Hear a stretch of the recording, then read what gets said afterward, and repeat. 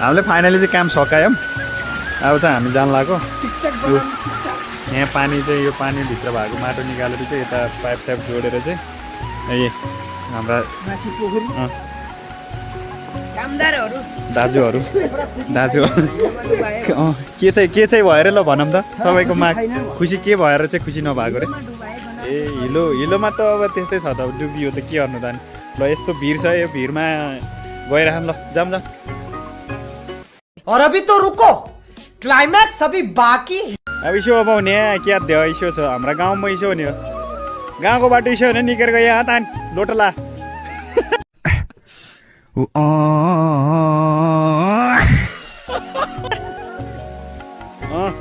निकेर गयो यो बाटो इसो छ, इसो छ जङ्गल भने इसो हुने हो। अब म चाहिँ कसरी जाऊँ भन्ने कुरो हो। यहाँ लड्यो भने लडे भिडबाट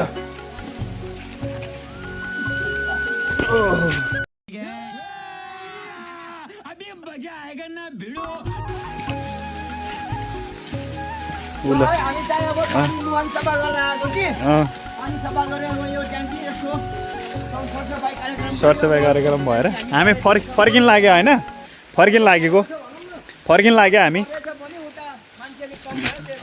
मान्छे कम भयो आज, हामी पनि आएको हेर्न आएको यतातिर।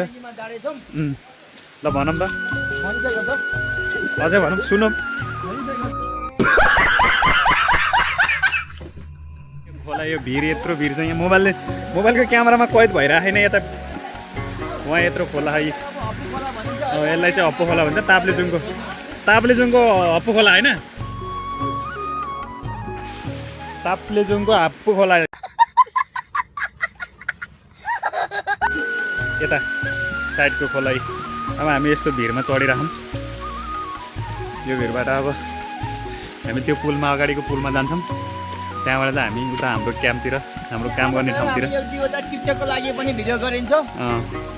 हाम्रा सर त्यस्तो छ भिड। यहाँ आग लागि भइरहेछ, पहिला आगो लागेर रहेछ यहाँ।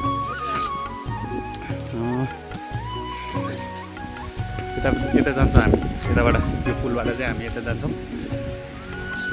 लगभग हाम्रो सबै मान्छे पुग्नु भयो माथि। लोकोलम अप्ठ्यारो छ है, अप्ठ्यारो छ, गाह्रो छ। के गर्ने यस्तै छ।